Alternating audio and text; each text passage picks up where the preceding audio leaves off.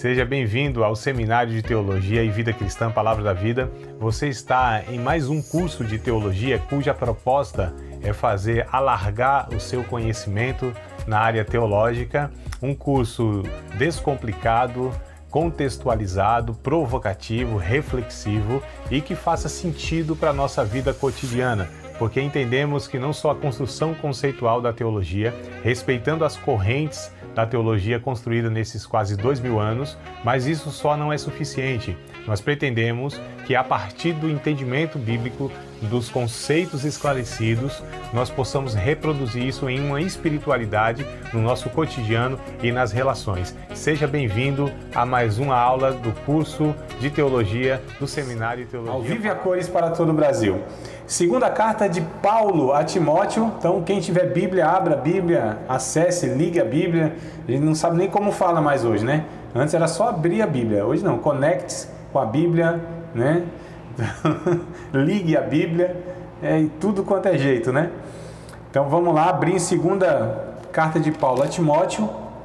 Vamos aqui tentar dar para vocês uma abordagem panorâmica, né? Dessa segunda carta de Paulo. Semana passada nós estudamos a primeira carta de Paulo, hoje nós vamos estudar a segunda carta de Paulo a Timóteo, né, ao jovem pastor lá de Éfeso, ali Turquia, né? Hoje é a região da Turquia, mas nos tempos bíblicos era chamado de Éfeso, cidade de Éfeso, tá? Então esse jovem pastor foi enviado por Paulo para essa cidade, porque lá havia uma igreja que Paulo plantou, ganhou pessoas para Cristo e envia Timóteo para essa missão em pastorear essa igreja, né? Jovem ainda. Opa, quem diz isso é o Chaves, né? Ele foi enviado jovem ainda para lá, enfrentando, inclusive, o preconceito, né, de ser jovem dentre pessoas idosas, gente mais experiente, mas Paulo deu conselhos para ele, né, se portar como alguém que fosse respeitado pela sua credibilidade, pelo seu empenho, pelo seu exemplo, né, pela sua condução cristã. Então Paulo dá essas orientações, diversos conselhos para como lidar com, inclusive, os anciãos, com os jovens, né? Como um pastor tem que lidar com toda essa dinâmica de convivência aí com a igreja local. O desafio absurdo, né, irmão? Como disse alguém, viver no céu com os santos vai ser a glória, mas viver com os crentes aqui na terra aí já é outra história. Então a gente sabe que tem aí as dificuldades, né? Os atritos, como diz alguém, umas tretas. Mas vamos lá, 2 Timóteo, quem escreveu? Paulo, o autor. Onde ele escreveu? Na prisão em Roma, tá? Então o local onde ele escreve, quem gosta de fazer as anotações, já pode começar com as anotações. 2 Timóteo, então, é escrito por Paulo, o autor é Paulo. Onde ele escreve? Escreve na prisão, ele está preso em Roma, nessa ocasião. Quando ele escreve? No ano 67 depois de Cristo, aproximadamente. Por que ele escreve essa carta? Para advertir sobre o perigo dos falsos mestres, né, que estavam se infiltrando naquela igreja. Então, olha o motivo dele escrever essa carta a Timóteo, para advertir Timóteo e, lógico, toda a igreja, consequentemente, sobre o perigo dos falsos mestres que estavam se infiltrando ali na igreja, né? Qual é o tema dessa carta? A gente aprendeu que cada carta, cada livro, né? Mais especificamente aqui, cada carta tem um tema, né? Paulo aborda um assunto central, um assunto geral, um assunto principal, e aí, lógico, dentro do assunto principal ele tem aí outras abordagens. Mas qual é o tema? É a perseverança inabalável na fé. Perseverança inabalável na fé, tá? Então esta carta é um chamado para que o cristão permaneça fiel a Cristo e à sã doutrina, tá? Então, só para a gente entender, foi extremamente importante por causa da ameaça representada pelos falsos mestres, e a gente vai ver aqui, né, no decorrer da nossa fala, tá? Quais são os destaques dessa carta aqui? Tá? Eu anotei aqui 2 destaques que a gente poderia aqui abordar sobre esta carta. Primeiro destaque, a sua declaração sobre a confiança que podemos ter nas Escrituras. Então é bem interessante, a gente vai ver isso mais para frente, lá no capítulo de número 3, versos 16 e 17, a gente chega lá, mas só para falar. Então esse é o destaque, né? A declaração que Paulo faz sobre a confiança que nós podemos ter nas Escrituras Sagradas, ou seja, a Bíblia como sendo a palavra de Deus, inerrante, infalível, útil para a vida do ser humano, principalmente para a vida do discípulo de Cristo, tá? Então nós podemos confiar nas Escrituras Sagradas, a palavra de Deus, que ela é fiel, que ela é inerrante, que ela não contém erros doutrinários, ela traz a vontade de Deus, né, para as nossas vidas. Então ela traz para nós a orientação de Deus de como nós devemos viver, como nós devemos... na verdade, a Bíblia, né, no geral, toda a Bíblia, não só o Novo Testamento, mas a Bíblia como um conjunto, ela pretende resgatar em nós o que foi perdido lá no Éden depois do pecado, né? Então a Bíblia é um ajuste, né? Deus vai assim mostrando, nos tornando justos, e o justo é aquele que vai se ajustando ou sendo ajustado segundo a vontade de Deus, porque se existe um Criador, e é Deus, existe uma maneira também adequada de viver. Nós não vivemos segundo nós pensamos, né? Vou viver da minha maneira. Não, existe um propósito para a vida. Quando Deus cria o ser humano, cria ele com um propósito específico, né? Que a gente já, não sei se a gente já comentou aqui, mas lá em Isaías 43, verso 7, por exemplo, né? O profeta Isaías 43, verso 7, diz lá: Deus disse, eu os criei, eu os formei para a minha glória.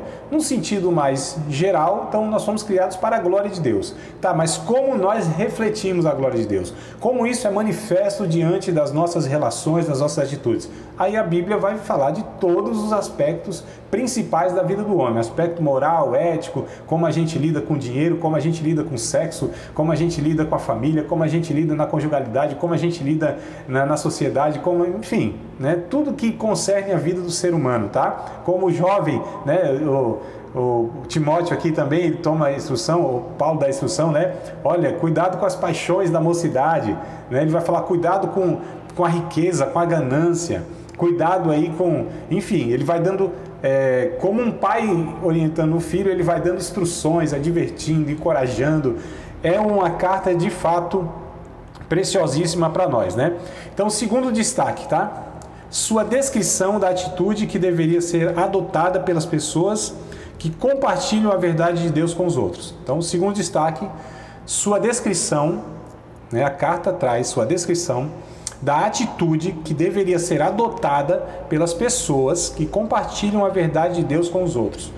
Como Paulo está falando, Timóteo, como você deve se comportar ao partilhar a verdade com as outras pessoas? Como deve ser o seu comportamento, sua atitude, como você deve conduzir isso partilhando? Porque tem gente que acha, irmãos, que deve pregar a palavra assim, enfiando goela abaixo, né? Na vida das pessoas, né? Impondo a verdade, impondo a Bíblia, querendo que as pessoas assim abracem de qualquer jeito a Bíblia Sagrada. E aí a gente vai ver mais para frente que o que Paulo mostra para Timóteo é que, na verdade, a verdade ela não é imposta, ela é exposta e é proposta por nós na confiança que o Espírito Santo é quem convencerá o homem, né, do seu pecado, do juízo e da justiça de Deus, como diz lá o Evangelho de João, tá certo? Então, bora lá, vamos ainda tecer um comentário aqui. O livro de Atos termina com Paulo na prisão domiciliar, né? Quem leu Atos, capítulo de número 28, vai perceber isso aí. Lá em Roma, então, lá no capítulo 28, o último versículo, deixa eu até ver se eu rapidinho pego aqui e leio para vocês, não precisa nem procurar aí, mas se quiser procurar também não tem problema, quiser anotar para ler depois, faça isso. Mas Atos, capítulo 28, o último versículo, que é o verso 31, tá? Pregando o reino, aliás, verso 30 e 31 para ficar mais claro, né? Atos 28, 30 e 31. Diz assim: E Paulo ficou 2 anos inteiros na sua própria habitação que alugara e recebia todos quantos vinham vê-lo, pregando o reino de Deus e ensinando com toda a liberdade as coisas pertencentes ao Senhor Jesus Cristo, sem impedimento algum. Então ele ficou preso aqui por 2 anos lá em Roma, né? Então o livro de Atos mostra a condição que ele estava lá em Roma. Ele ficou ali por 2 anos, como a gente leu, segundo a tradição.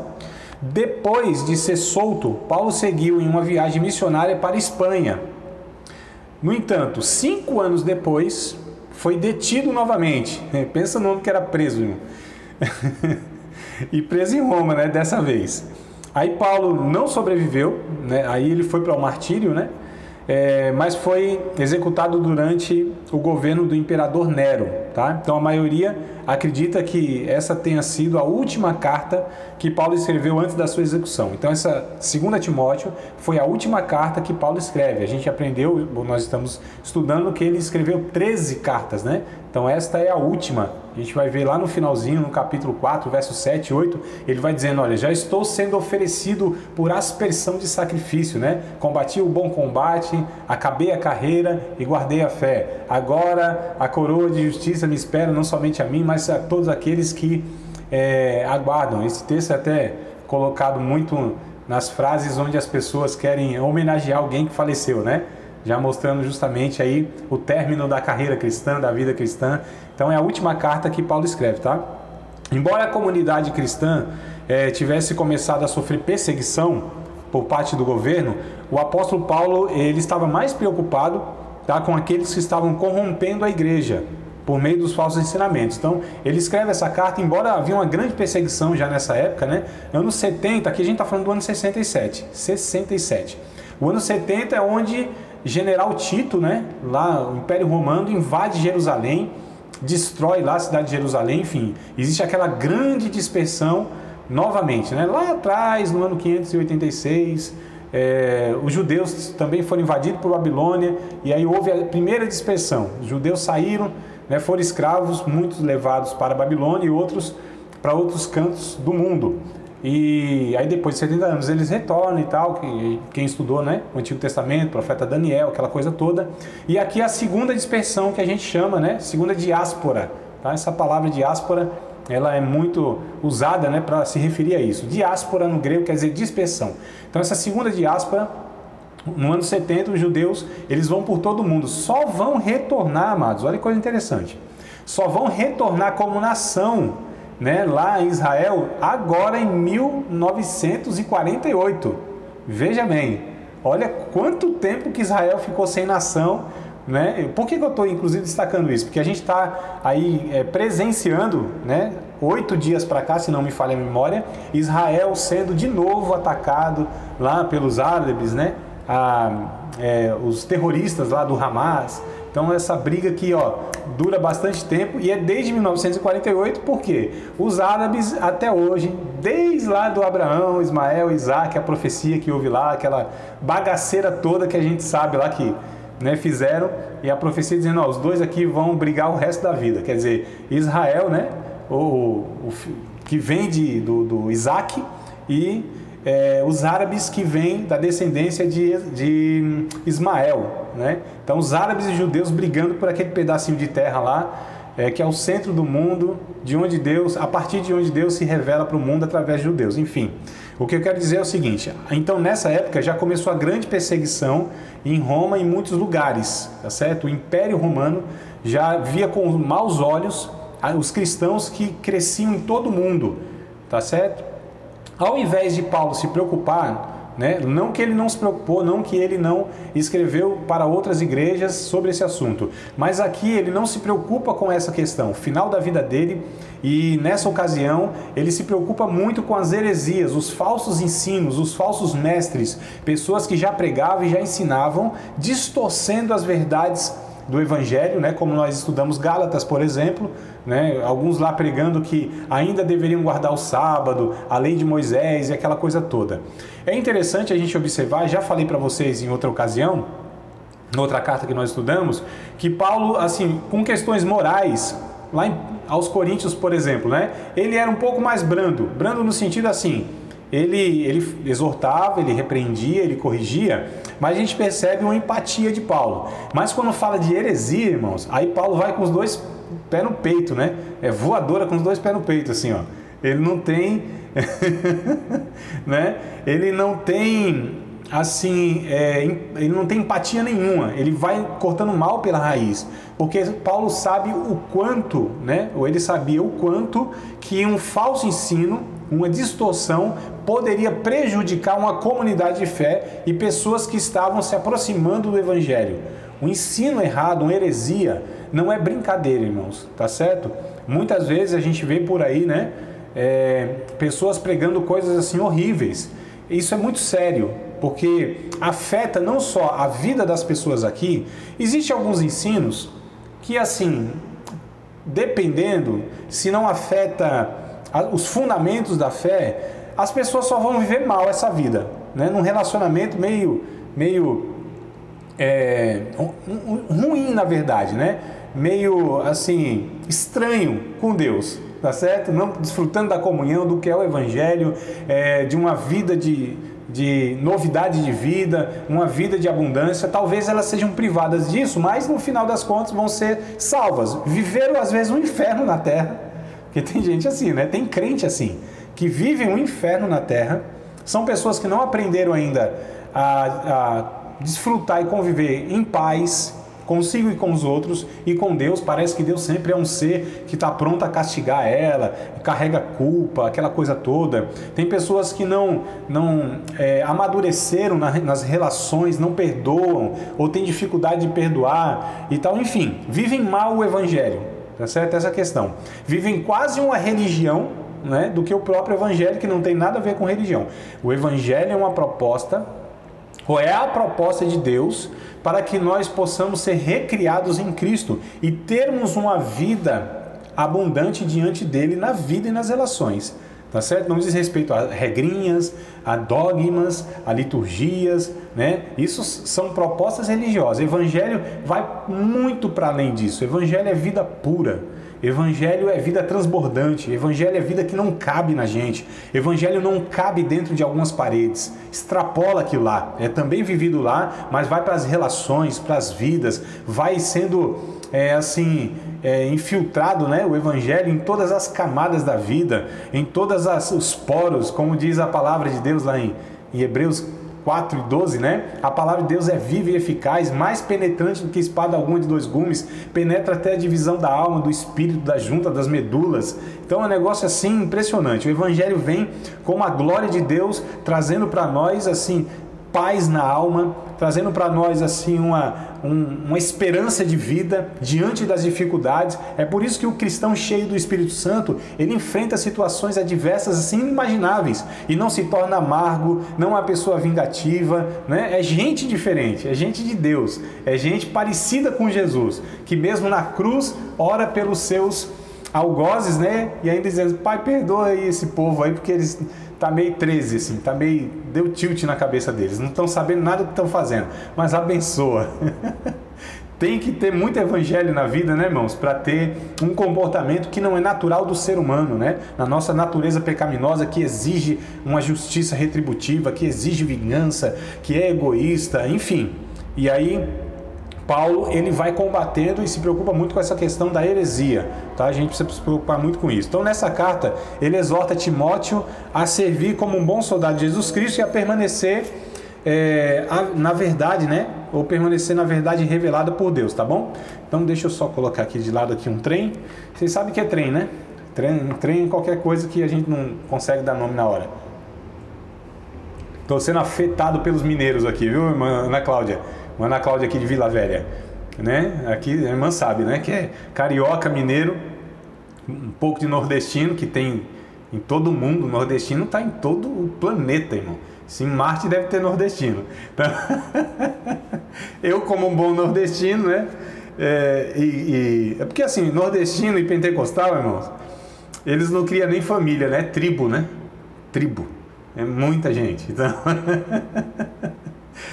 coisa boa. Vamos lá. Então, deixa eu abordar aqui, eu dividi a carta em 4 partes, tá? 4 pontos aqui, ó, pra gente estudá-la aqui de uma maneira mais didática. O primeiro ponto, os pais, vamos para o capítulo 1, verso 5, né? Antes de qualquer coisa, capítulo 1, versículo número 5. Então, vamos entrar na carta propriamente dita aqui, ó. Capítulo 1, versículo de número 5. Saiu um vídeo aqui da irmã Ana Cláudia, mas eu acho que ela está ouvindo a gente, né? Eu fico tão preocupado quando some um. Estou igual Jesus, dizendo, Senhor... Ah, tá aqui, isso. Eu sou igual a Jesus, né? Senhor, não me deixa se perder nenhum, aqueles que o Senhor me deste. Mas é só preocupação, viu, irmã Ana Cláudia? Se caiu a ligação, mas fique à vontade aí se não quiser ligar o vídeo. Vamos lá. 2 Timóteo capítulo 1, verso 5, olha o que está escrito. Trazendo à memória a fé não fingida que em ti há, o qual habitou primeiro em tua avó Lóide e em tua mãe Eunice. Estou certo de que também habita em ti. Então, nessa primeira parte aqui, Paulo, ele destaca que os pais têm um papel vital na fé de seus filhos, tá? Esse é o primeiro ponto a ser abordado. Os pais têm um papel vital na fé dos seus filhos. O apóstolo Paulo, ele remete a fé de Timóteo, né, à mãe e à avó do rapaz, que passaram a chama da fé para o jovem Timóteo quando ele era ainda criança. O plano de Deus para comunicar a fé de geração em geração sempre se concentrou na família. Então é bem interessante o que Paulo, não só nessa parte, mas a gente vai ver lá também no capítulo 3, né? A gente vai ler um pouquinho mais para frente, mas abordando outra coisa. Mas lá no capítulo 3, versículo 15, se não me falha a memória, deixa eu até conferir aqui. É isso mesmo, né? Paulo, de novo, ele vai mencionar sobre a questão que Timóteo aprende na sua meninice, lá desde pequeno, as sagradas letras, as escrituras. Então, olha só, como Paulo está combatendo as heresias, Paulo está abordando aqui a importância para os cristãos de ensinar os seus filhos, né, dos pais. Aqui me parece que Timóteo só tinha sua mãe e a sua avó, que eram cristãs e eram judias, né? O pai era grego, a semelhança também de Timóteo. Tem aí essa... Não era assim judeu, entre aspas, né, puro, no sentido de que os pais trouxeram todo o ensinamento e tal, mas a mãe e a avó. A questão é o seguinte, amados, para a gente abordar aqui, o que essa carta traz para nós, o que Paulo estava passando para Timóteo e que vale para nós, para que a gente dê essa importância de nós, pais cristãos, tá certo? Passarmos, né, para os nossos filhos, é responsabilidade nossa. Isso não recai sobre o pastor da igreja, isso não recai sobre a tia lá da escola dominical, muito menos para os professores, né? E sim, os pais são os responsáveis por estar passando a chama da fé, né? Para estar, na verdade, falando, ensinando, dando exemplo. Nossa casa, cada uma das nossas casas deve ser a primeira igreja dos nossos filhos. E talvez aqueles que não têm filho, não terão filho, ou já tiveram filho, e agora tem os netos aí, né? Que isso valha também para as pessoas que nós temos mais proximidade, que frequentam as nossas casas e que têm contato pessoal com a gente. Que a gente seja essas pessoas, né, responsáveis no sentido de que nós precisamos ensinar, somos nós, cada discípulo de Cristo. É interessante, irmãos, que o Evangelho, a comunidade de fé, não recai só sobre algumas pessoas. Eu estou falando de proposta bíblica. Eu sei que muitas vezes algumas igrejas, ou muitas igrejas, elas criam essa estrutura de que algumas pessoas só são aquelas pessoas que devem ensinar. Não, a gente sabe que tem sim o pastor, tem o ministério do mestre, tem líderes na igreja, mas nós somos uma comunidade de discípulos e discipuladores. Nós devemos ser, né, um povo, uma família da fé que está sempre ensinando a todos quantos nós temos acesso, tá certo? Então, todo o discípulo de Cristo deve ser também uma pessoa que ensina, na medida do seu conhecimento, na medida, com as limitações que tem, cada um tem suas limitações, seus recursos, oportunidades, acessos, enfim. A questão é que todo discípulo de Cristo, né, e principalmente pais que têm filhos, na família, isso deve acontecer, né? Ou seja, o ensino, e não deve recair apenas sobre uma meia dúzia aí, tá? Então Deus colocou essa responsabilidade de desenvolver, né, o caráter divino nos filhos e sobre os ombros dos pais. A Bíblia vê pai e mãe como professores, como aqueles que instruem seus filhos nos caminhos de Deus. Eu falo isso, falei já há muito tempo para alguns irmãos que me acompanham de outros cursos, né? De outros carnavais, que eu tenho 2 filhos, um de 14 anos e um de 3 anos fez agora recentemente, né? Um de 14 e um de 3. Eu aprendi isso há alguns anos atrás e carrego isso comigo. Que eu teria vergonha, eu ficaria envergonhado, para mim seria uma desonra, seria uma tristeza, se os meus filhos viessem a conhecer a Cristo por outra pessoa a não ser por mim. Tá certo? Eu não estou dizendo que, de repente, o nosso filho toma, né, os nossos filhos tomam a decisão de seguir a Cristo numa pregação, tal, de repente Deus usou uma pessoa lá para ele aceitar a Cristo. Mas, porque assim, a gente tem às vezes uma falsa ideia de que quem ganha uma pessoa para Cristo é uma pessoa que prega para ela lá no culto, né? O pregador fica iludido, né, irmão? O pregador deve ser o cara mais iludido que tem. O cara prega lá no domingão e tal, aí vem lá uma meia dúzia lá, eu ganhei meia dúzia para Jesus. Que nada! Quem que levou aquela pessoa para lá? Quem testemunhou muitas vezes, né, durante alguns anos, algum tempo para aquela pessoa? Quem orou e intercedeu por aquela pessoa? Aí vem um cara desavisado do outro lado do mundo, vai lá para pregar uma vez e nunca teve contato com aquelas pessoas e pensa que a pregação dele foi a responsável. Não, amados. É um processo que muitas vezes o Espírito Santo vem trabalhando de muitas maneiras e usa pessoas anônimas nos bastidores, né, para ir trabalhando na vida daquela pessoa. E só foi aquele dia onde o Espírito Santo culminou, né? O Espírito Santo ali disse: é hoje que eu vou aqui entrar na tua vida com força. Essa é a expressão que é usada aqui pelos capixaba, com força. É assim que fala, força, tá bom? Né? O sotaque é esse aqui, com força. E aí a questão mas nesse sentido, mas onde eu estava, por exemplo, meu filho, de repente, ele vai até descer as águas agora, então o menino já aceitou Jesus, está tudo certinho, penso eu, né? Entendo eu, acompanhando ele, vendo o caráter do menino, que ainda é muito cedo, lógico, está sendo formado o caráter dele, mas já está aí fazendo um discipulado para descer as águas. Possivelmente vou ter o privilégio de batizá-lo. Eu vou dar umas 2 afogadas assim, que é para dar uma confirmada mesmo, né? Dou uma, ele sobe, eu dou outra. Se ele engolir água e coisar, eu falo, agora sim, agora a benção. E aí o que acontece, irmãos? Mas onde eu estava na vida desse menino aí, 14, 15, 16 anos, 17, 20 anos, que eu não consegui levá-lo a Cristo e precisou uma terceira pessoa de fora falar do Evangelho para ele. É isso que eu estou dizendo e é isso que eu entendo que Paulo vai passando para Timóteo, tá? Nesse sentido. Então recai sobre nós essa responsabilidade. Tem mais um ponto aí, tá? A família, no projeto de Deus, é o responsável por educar os seus filhos, não é o Estado, não são os professores da escola, né? E sim os pais, tá certo? Então, eu estou falando isso porque a nossa geração é muito negligente e transfere a responsabilidade para todo mundo, irmãos.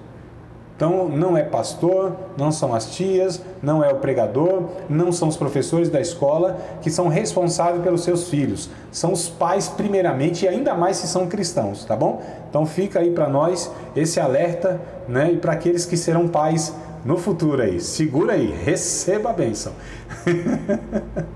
Segundo ponto aqui, o que eu quero abordar nessa carta, é no capítulo 2, verso 24 ao 26. Vamos lá, capítulo 2, verso 24 ao 26. Lembra que eu falei que um dos destaques, eu acho que é o segundo destaque, né, da carta, é que Paulo diz como Timóteo, né, ele deve se comportar ao estar compartilhando as verdades. Lembram? Segundo aqui? Então, esse é o ponto aqui, ó. 2 Timóteo, capítulo 2, verso 24 ao 26.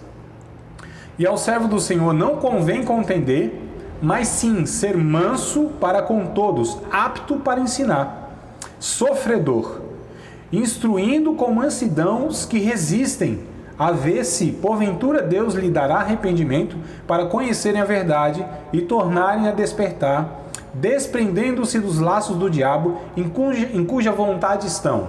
Olha o que Paulo recomenda para Timóteo e, consequentemente, para nós. Ou seja, os servos do Senhor, né? Não é só Timóteo e não é só o pastor. Todo servo do Senhor não deve ser arengueiro. Quem sabe o que é arengueiro aqui? Arengueiro.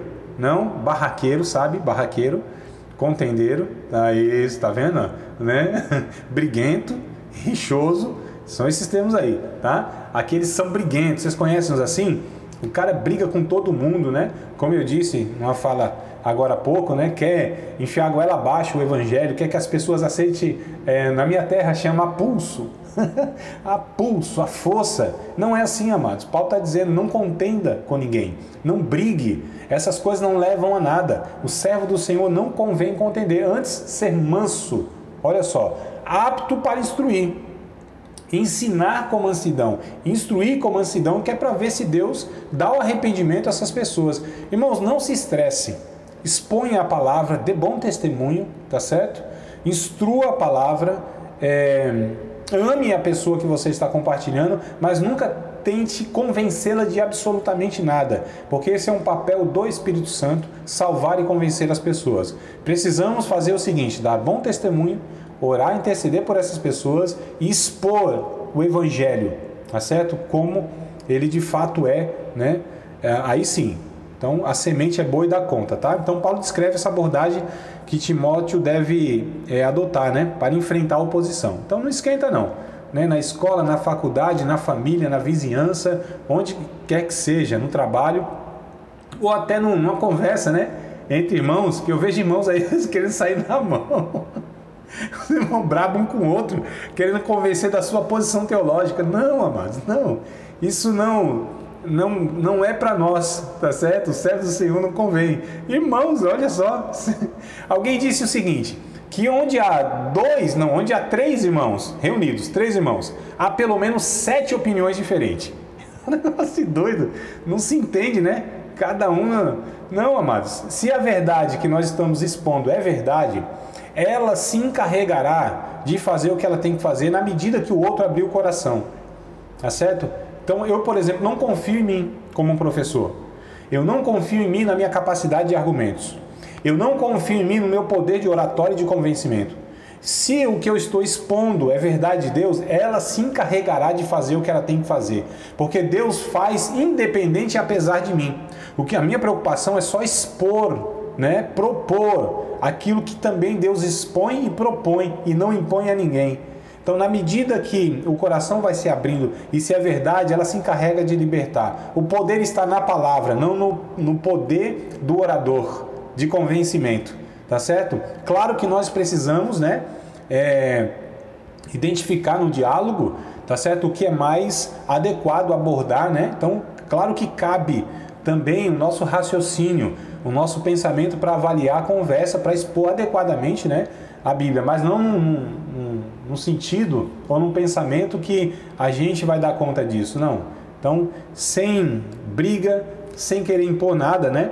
Então, Paulo adverte aí acerca das contendas e prescreve uma atitude de bondade que leva à instrução moderada. Então, olha só. Porque não confiar em argumentos fortes e discussões, né? A pergunta. Paulo deixa claro que o verdadeiro problema é espiritual e não intelectual das pessoas. Olha que coisa interessante. Isso aqui eu acho, assim, vale a pena a gente parar para pensar um pouquinho, tá? Paulo deixa claro que o verdadeiro problema daquele que ouve, né, ou dos pecadores, não é a questão intelectual, não é uma não capacidade de entender intelectualmente a palavra de Deus. O problema lá é espiritual, né? O verso número 26, aliás, o 25 e o 26 voltando, né? Instruindo com mansidão os que se resistem, a ver se porventura Deus lhe dará arrependimento para conhecerem a verdade e tornarem a despertar, desprendendo-se dos laços do diabo. Então Paulo aqui, ele coloca, não são as instruções, tá certo? O problema deles, dos pecadores, daqueles que não entendem o evangelho, não nasceram de novo, o problema não é intelectual, o problema é espiritual. E aí Paulo diz para confiarmos então em Deus, tá? Somente Deus pode levar aqueles que se opõem ao evangelho, né, a um conhecimento da verdade, pois eles foram levados cativos pelo diabo para fazerem a vontade dele. É o finalzinho aqui do verso 26 que expõe isso, tá bom? Então vamos para o terceiro ponto aqui, ó. Terceiro ponto. 2 Timóteo capítulo 3, verso 1 ao 5. 2 Timóteo 3, versículo 1 ao versículo 5. Diz assim, ó: sabe, porém, isto, que nos últimos dias sobrevirão tempos trabalhosos, porque haverá homens amantes de si mesmos, avarentos, presunçosos, soberbos, blasfemos, desobedientes a pais e mães, ingratos, profanos, sem afeto natural, irreconciliáveis, caluniadores, incontinentes, cruéis, sem amor para com os bons, traidores, obstinados, orgulhosos, eita meu Deus, mais amigos dos eleitos do que amigos de Deus. Tendo aparência, a gente pensa até, antes que eu leia o 5, uma pausazinha, volte para cá, olha aqui para mim, ó, olha aqui, ó, no meio da minha sobrancelha, ó, aqui, ó, enquanto você não achar onde ela se divide, não pare de olhar aqui, ó, no meio da minha sobrancelha, que tá dando reflexo, mas ela é uma só, não tem divisão isso aqui, tá certo? É igual a divisão da alma e do espírito, só a palavra para dividir esse negócio aqui, né? Quem me conhece pessoalmente é que às vezes a imagem não dá para ver aqui, mas eu tenho uma monocelha, é uma só. Preste atenção, que coisa interessante. A gente leu tudo isso aqui, né, irmãos? O que a gente pensa?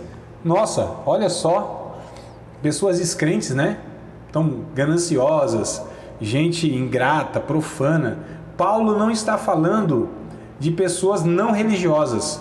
Paulo está falando de gente que frequenta a igreja. Por incrível que pareça, esse texto, Paulo está se referindo que nos últimos tempos, os tempos seriam trabalhosos, tá? Que teriam esse naipe, essa estirpe, essa qualidade, tá certo, de pessoas frequentando igrejas, comunidades de fé.